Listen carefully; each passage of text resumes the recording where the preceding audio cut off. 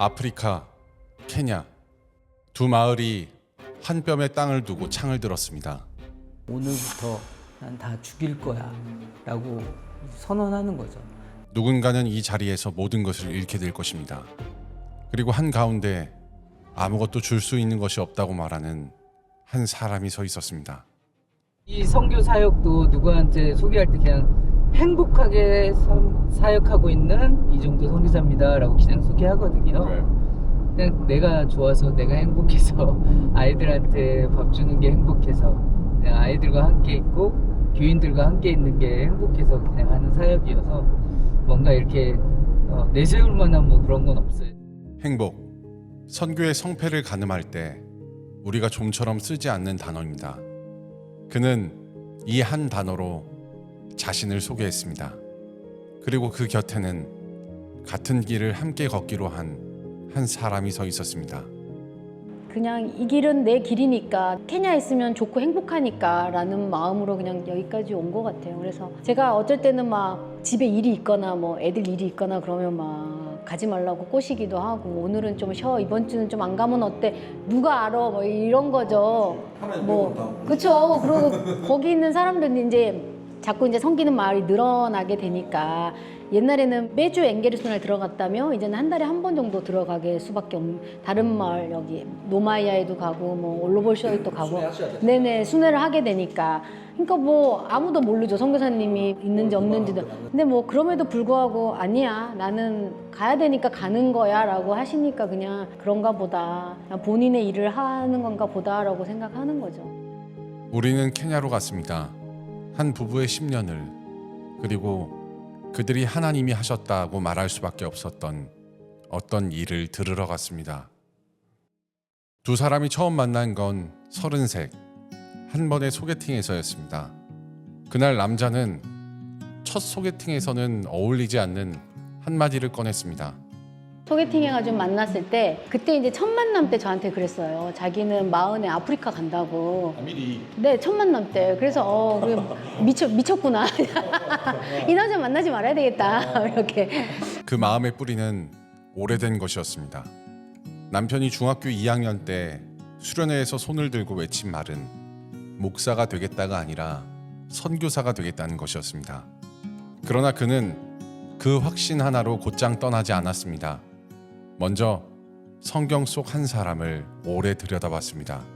다윗이 사무엘한테 기름 부음을 받고서도 자기의 곧바로 세상에 나간 게 아니라 다시 목동의 자리로 돌아가서, 그가 세상에 등장할 때는 사울이 아플 때 다윗을 보낸 것처럼, 그게 이제 확실한 외적인 부르심이거든요. 세상에 등장하는 건 네가 내적인 부르심으로 나가는 게 아니라 하나님께서 꺼내 놓은 거죠.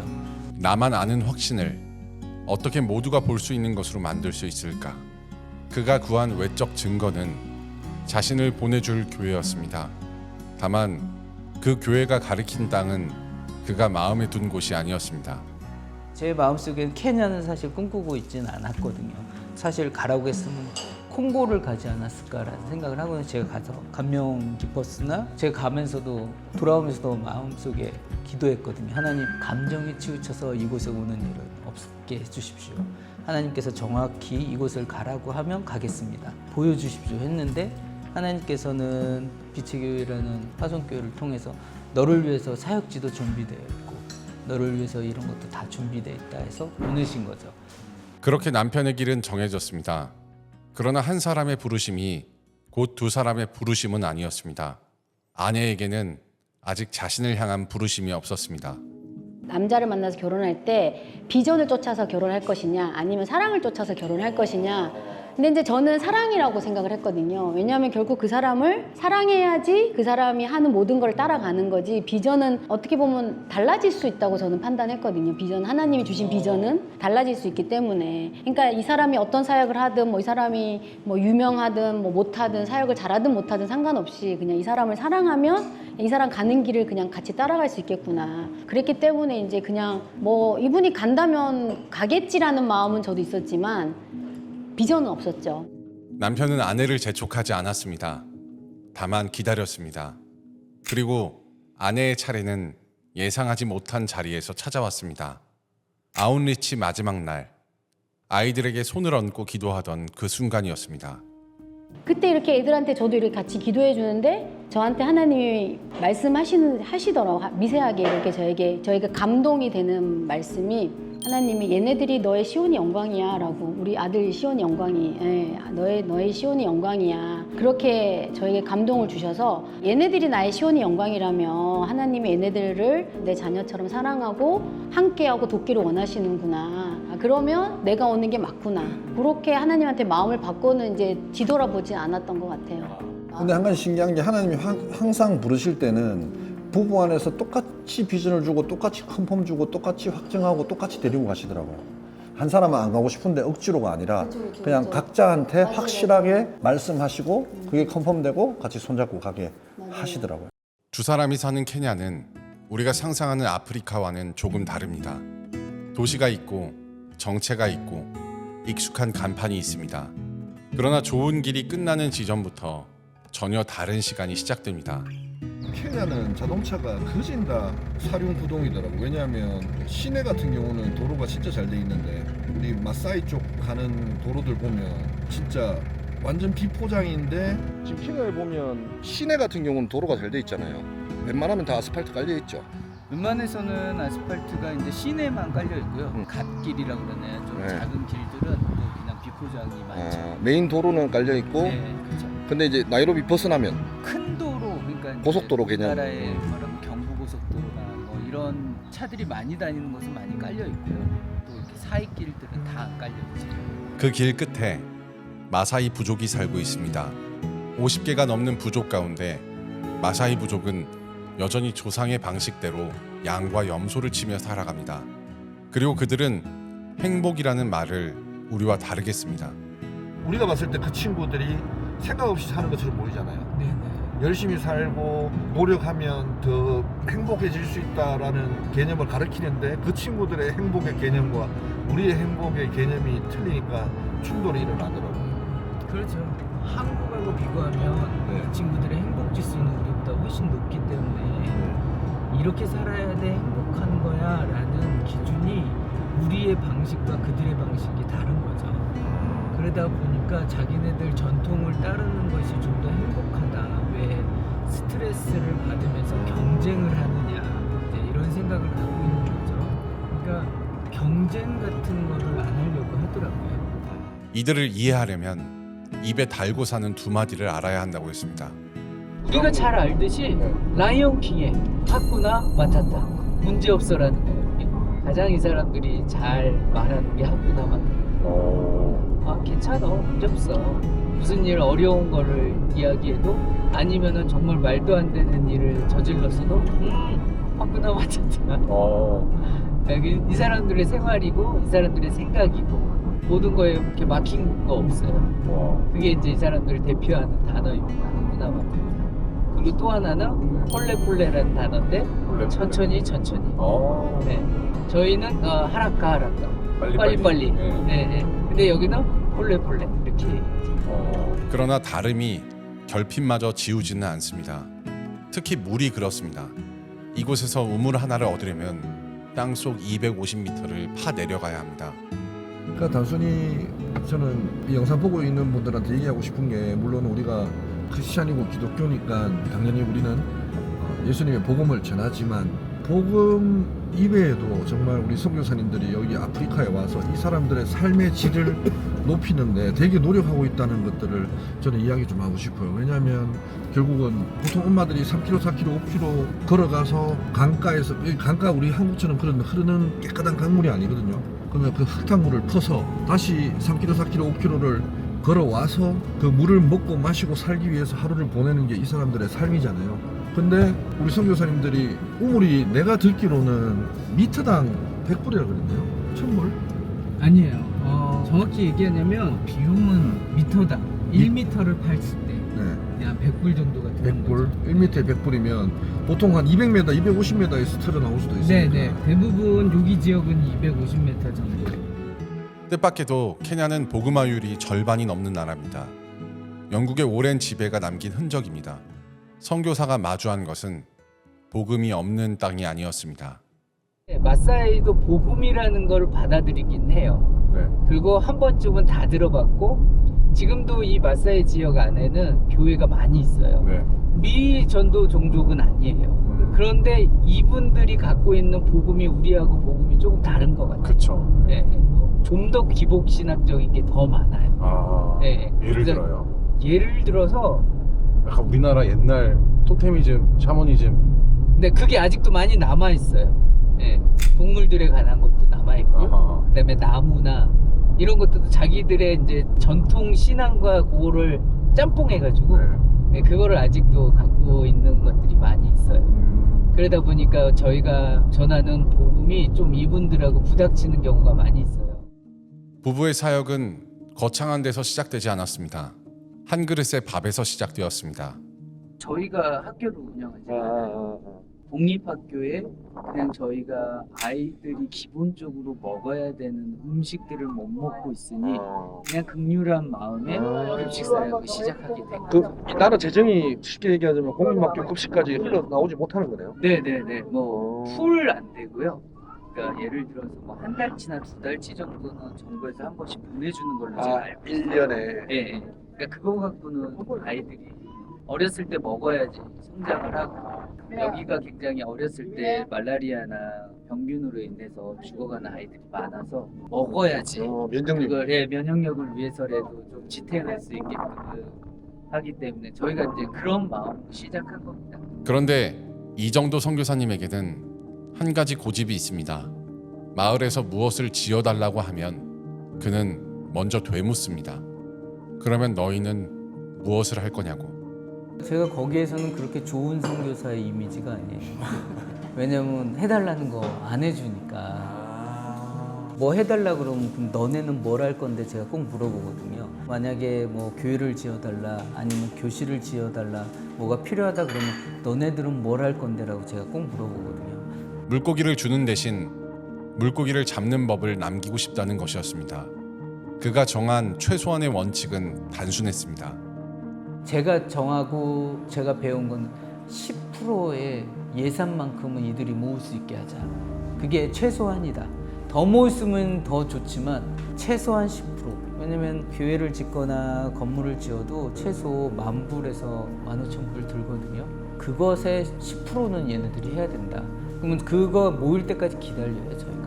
그러면 이 사람들이 서로 계속해서 모으고 해서 그게 다 만들어지면 시작하죠. 그래서 최소한의 이건 선교사가 지어준 게 아니야 라고 얘기할 수 있게끔 하는 게 저는 또 그렇게 세운 사역은 더디게 자랍니다. 사람을 함부로 신학교에 보내지 않고 한 해를 함께 일하며 지켜본 뒤에야 길을 엽니다. 10년을 들여 신학생 1명을 세웠을 뿐이라고 부부는 겸손히 말합니다. 그리고 그 더딘 길을 아내는 다른 각도에서 봤습니다. 자기에게 맡겨진 일을 그냥 묵묵하게 하는 그냥 사람 수고하고 같아. 충직한 종의 이미지예요. 평일엔 집에, 금요일부터 5시간을 운전해 마을로. 그가 오늘 어느 마을에 들어갔는지 사실 아무도 모릅니다. 옛날에는 매주 엥게르손에 들어갔다며 이제는 한 달에 한 번 정도 들어가게 수밖에 없는 다른 마을 여기 노마이아에도 가고 뭐 올로볼쇼에도 가고 순회하셔야 되니까. 네네 순회를 하게 되니까 아무도 모르죠 선교사님이 뭐 있는지 없는지도 근데 뭐 그럼에도 불구하고 아니야 나는 가야 되니까 가는 거야 라고 하시니까 그냥 본인의 일을 하는 건가 보다라고 생각하는 거죠. 이 길 위에서 어느 주일 아침이었습니다. 반대편에서 달려온 차가 심지어 음주를 한 차가 그의 차를 정면으로 들이받았습니다. 하나님이 살아계시구나 라고 했을 거는 최근에 네. 제가 딱 1년 1개월 전에 여기 이 자리에서 정면 충돌되는 사고를 당했어요. 선교사님이요? 네네. 제가 이제 차를 끌고 가고 있는데 이제 그때 주일날 아침이었거든요. 제가 이제 예배를 드리러 가고 있는데 이제 상대방은 이제 밤새도록 술이 챈 것 같아요. 그래서 저는 그냥 이렇게 가고 있는데 여기 이제 조그만 요철들이 있어서 속도를 줄이는 차원이었는데 그 친구께서 이제 저를 정면으로 이렇게 와가지고 금방 박아버린 거예요. 와. 근데 다행히도 정말 제가 팔만 부딪히고 제가 이렇게 해서 두 바퀴 돌고 저쪽 반대편으로 가고 그 차 반파되고 저희 차 반파되고 제가 처음 겪는 인생에 가장 큰 위기였어요. 제가 그런 사고를 당해본 적도 없고 한국에서도 그런 일은 없었고 이곳에서도 그냥 뭐 이렇게 접촉사고 조금은 있었는데 그런 일을 당해본 적이 없어가지고 네. 그때 이제 하나님한테 정말 제가 하나님 살아계시구나, 내가 아직 살게 되는구나, 네, 그런 느낌을 받았죠. 그날 아내는 남편이 사고를 당했다는 사실을 한참 뒤에야 알았습니다.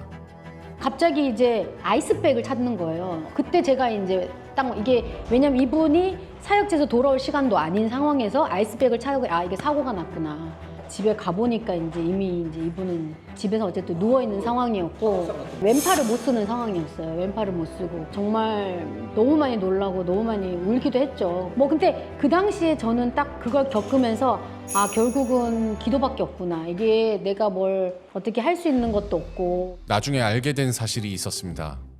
원래 이제 빨간 픽업 트럭을 항상 몰고 갔었어요. 근데 그게 문제가 생긴 거예요. 뭔가가 이제 생겨서 원래는 잘 안 가지고 다니는 차를 갖고 갔는데 그 차 아니었으면 사실 그 다음이 어떻게 일어났을까 상상도 하기 싫은 그런 사고였던 것 같아요. 그러니까 그래도 이 차가 좋았기 때문에 이제 에어백도 터지고. 예. 빨간색 픽업 차량이었으면 많이 그냥 그대로 내 몸으로 다 받았을 것 같아요. 그러면 이제 사람이 갈비뼈를 치거나 이러면 장기를 칠 수도 있고 그 다음이 이제 어떻게 될지 모르는 상황인 거죠. 근데 다행히 에어백이 터졌으니까 살지 않았나. 부부는 이 일을 의무가 아니라 하나의 간증으로 받았습니다. 이분이 살아나서 이제 다시 이어진다는 개념보다는 정말 은혜였구나. 이 사건이 우리에게는 정말 하나님이 날개 아래 보호하신다고 하시잖아요. 정말 우리를 날개 안에 보호하셨구나. 저에게는 하나의 간증으로 다가온 것 같아요. 엔게레수나 부부가 섬기는 네 지역 가운데 한 곳입니다. 어느 날 그곳에 이웃 부족이 수십 년 만에 다시 창과 방패를 꺼내 들었습니다. 자기네들이 세게 나가야 된다고 생각했는지 모르겠지만 마사이들이 이제 부족 중에도 그 싸움하는 부족이어서 그 부족에 이제 싸움할 때 취하는 복장들이 있어요.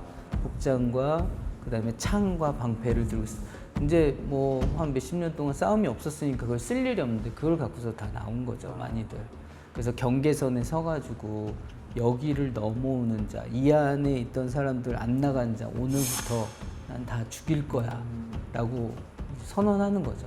그때 이제 거진 충돌의 직전까지 갔죠. 싸우면 명분은 충분했습니다. 아이들의 학교가 통째로 넘어갔고 사람들은 나무 밑에서 수업을 받아야 했습니다. 그러나 선교사와 현지 사역자가 외친 것은 이 세상의 셈법이 아니었습니다. 그때 이제 저와 어떻게든 우리 함께하는 사역자가 이래서는 안 된다. 우리 엔게레수나 사람들을 한마디로 이제 워워 시킨 거고, 때로는 우리가 말씀으로 원수까지도 사랑하시는 그 하나님의 마음을 우리가 품어야 된다. 그 설득하는 작업이 계속 있었던 거죠. 그 말은 쉽게 들어가지 않았습니다. 미움을 품은 한 사람은 같은 자리에 앉은 누군가를 미워하는 한 예배할 수 없었기 때문입니다. 남자들은 교회 왔는데도 예배가 되지 않았어요. 왜냐하면 마음속에 누군가를 미워하고 분노가 있으면은 자기 안에 그늘을 많이 만들게 돼 있잖아요. 그 그늘이고 어떻게 보면 그게 지옥이거든요. 우리가 같이 예배 드리는데 저기에 같이 앉아있는 사람을 미워하게 되면 내 예배는 되지 않거든요. 그러다 보니까 남자들이 와도 예배가 되지 않았어요. 그래서 잠깐 앉아있다가 밖에 나가고 찬양을 해도 그냥 쳐다보기만 하고 그런 사람들이 꽤 많았었죠. 그럼에도 부부는 한 가지만은 할 수 있었습니다. 갈 곳 없는 아이들을 교회와 유치원으로 불러 모아 밥을 먹이고 가르쳤습니다. 물건이 깨지고 부서져도 아이들의 마음을 알기에 괜찮다고 했습니다. 그 아이들의 눈물은 기도의 손이 닿기만 해도 터졌습니다. 저희 파송교회가 한 번씩 올 때마다 아이들 맨 마지막 기도해 주는 시간이 있어요. 제가 잠깐 메시지하고 같이 팀원들이 다 아이들을 안아주면서 손을 대면서 한 기도를 했는데, 애들이 저희 교회에 와서 수업을 받고 있었잖아요. 수업을 받고 있으면서 그때 기도할 때는 아이들이 우리가 뭘 간절히 기도하지 않아도 이렇게 터치만 해도 아이들이 눈물이 터졌어요. 아무것도 약속할 수 없던 날, 부부가 건넨 것은 초콜릿 한 줌과 한마디뿐이었습니다. They lost everything, even though they gave up their rights. You know? Yes, I remember. And I really hoped, because there was not much things that I can tell them, you know, Yeah. unless I can do something for them. Uh-huh. But that's not what we can do as a human, you know. Yeah. So all I can say to them was that God is remembering you. Sure. 서로 다른 자리에 있던 두 사람이 약속이나 한 듯 똑같은 한마디에 가 닿았습니다. 초콜릿을 건네며 했던 그 선포에는 사실 확신이 없었습니다. 그런데 1년 뒤 부부는 자신들이 했던 말이 그대로 이루어진 것을 봤습니다. 그 모든 스토리를 듣고 해줄 수 있는 게 없는 거예요. 그래서 그냥 그때 우리 초콜릿 나눠준 게 다잖아요. 맞아요. 그러면서 그냥 선하신 하나님을 그냥 선포했거든요. 너네들이 양보하고 하나님의 방식으로 나가기 때문에 하나님이 분명히 너희를 축복해 줄 거다. 그러니까 사실은 확신 없는 선포였어요. 근데 오래 가보니까 그 선포가 다 이루어진 거예요. 그러니까 저는 이 과정을 처음부터 끝까지 다 지켜봤기 때문에 오히려 더 큰 은혜가 되더라고요. 땅을 포기한 자리에 오히려 더 좋은 학교가 세워졌습니다. 정부와 국회의원이 교실을 보태고 부모들이 힘을 모았습니다. 놀라운 것은 그 회복에 선교사의 돈은 한 푼도 들어가지 않았다는 사실입니다. 아내는 바로 그 점을 가장 깊게 봤습니다. 오히려 선교사님이나 어떤 한국 교회에서 그들을 도왔다면 그들이 살아계신 하나님을 경험하지 못했어요. 그랬을 것 같아요. 근데 전혀 저희는 돕지 않았거든요. 왜냐면 그들은 선교사가 도왔으면 맞아요. 선교사과 선교사는 원래 돕는 사람이잖아 맞아요. 라고 했을 건데 네, 선교사의 도움이 1도 없이 저희 없었어요. 예. 그들이 내려놓고 선택하고 그쵸. 또 하나님이 거기에 응답하신 것들을 직접 경험한 게 맞아요, 되니까 맞아요. 믿지 않던 사람들까지 고백하기 시작했습니다. 학교의 교사들 가운데 교회를 다니지 않던 이들조차 같은 말을 했습니다. 선생님들도 더 좋아요. 왜냐면 계획도시처럼 했으니까 자기 선생님들을 위한 것도 또 만들어지기 시작했거든요. 그러니까 선생님들이 더 좋아요. 그리고 선생님들이 저한테 얘기해요. 정말 하나님 살아계시다. 하나님이 하셨다고. 이 일은 인간의 힘으로 할 수 있는 게 아니라고. 거기 선생들도 교회를 다닌 사람이 있겠지만 그렇지 않은 선생들도 있었거든요.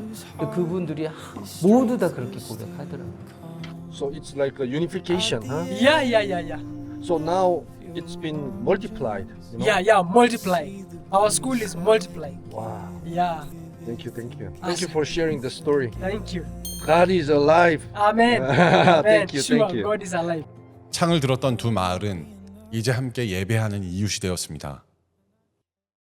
이정도 선교사님은 자신을 행복한 선교사라고 소개했었습니다. 그 행복이 어디서 왔는지를 선교사님은 이렇게 말했습니다. 저도 젊었을 때 인생을 세상에서 너무너무 즐겁고 이렇게 쾌락적인 것들이 많다 보니까 정말 허비하게 살았고 방탕하게 살아봤고 진짜 모든 거 다 해봤는데 그 기쁨은 가짜 기쁨이더라. 진짜 기쁨은 우리가 가진 것들을 나누고 또 우리가 가진 걸 나눌 때 이 사람들이 행복해하는 모습, 세상이 조금 더 공평해지는 모습, 그것들 바라볼 때 우리가 진짜 행복해진다. 그 기쁨의 자리에는 아주 작은 장면 하나가 있었습니다. 그리고 아까 애들 되게 감명 깊었던 게 이제 사탕을 한 번도 못 먹어서 사탕 깔 줄 모르더라고.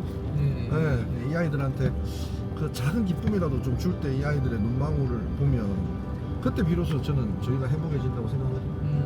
비교해봤자 더 우울해지고 더 슬퍼질 뿐이고 왜냐면 이 계단이 끝없잖아요. 언젠가 한 아이가 꿈을 묻는 그에게 돈을 많이 벌 수 있어서 통역사가 되고 싶다고 말한 적이 있습니다. 그가 들려준 대답은 그가 사는 방식 그대로였습니다. 근데 선교사님은 선교사님 된 게 너무 좋아. 그거 내가 잘할 수 있는 거여서 너무 좋아. 그래서 행복해. 이렇게 얘기하거든요. 그러면서 너가 좋아하고 행복한 일을 하는 게 제일 좋아. 돈 많이 버는 거 중요하지 않아. 근데 그 얘기를 한번 해준 적이 있어요. 부부에게는 내세울 것이 없습니다. 선교사님의 사역지 탐방을 오게 되면 텐트에서 자야 하고 이정도 선교사님이 10년을 들여 세운 사역자는 단 한 명뿐입니다. 그런데도 이정도 선교사님은 이 사역지마저 자기 것으로 쥐고 있지 않았습니다. 왜냐면은 하나님의 사역지고 누군가가 그들을 더 잘 돌볼 수 있는 의지와 열정이 있다면 오케이. 저는 다시 개척하면 되니까요. 한국하고 좀 다르네요. 한국은 이 사역지 서로 가지려고 논의 서로 너 가져. 아니요, 저 원하면은 정말로 이 사역지를 원하면 저는 그냥 줄 수 있을 것 같아요. 그 다시 개척자로 가는 게 저는 오래 있을 생각이 없어요, 연결의 순환. 그는 마지막으로 이 사람들에게서 배운 한마디를 들려줬습니다. 그래서 이 사람들이 제일 잘 쓰는 말 중에 영어다. almost 거의 다 왔어. 거의 다 왔어. 그런데도 한두 시간 가야 돼요. 그래서 저는 그 말 안 믿어요. 도착해야지 온 거구나. 그냥 가자 이렇게. 근데 이제 이 케냐 사람들은 그 기본의 바탕이 돼 있는 것 같아요. 거기를 가려면 포기하지 마. 가던 길 계속 가 이렇게. 도착하지 않았는데도 거의 다 왔다고 말하는 사람들. 이정도 선교사님 부부의 믿음도 어쩌면 그렇게 걷고 있는 것인지 모릅니다. 케냐의 마사이 땅에서 오늘도 천천히 걷는 두 사람입니다. 세상은 그들의 이름을 모릅니다. 보여줄 성취도, 아직 끝낸 사역도 없습니다. 그러나 이 땅에서는 아무도 모르지만 하늘나라에서는 그 누구보다 유명한 사람, 성공해서가 아니라 그럼에도 불구하고 하나님은 선하시다고 말하며 걷고 있는 사람, 이정도 선교사님 부부였습니다.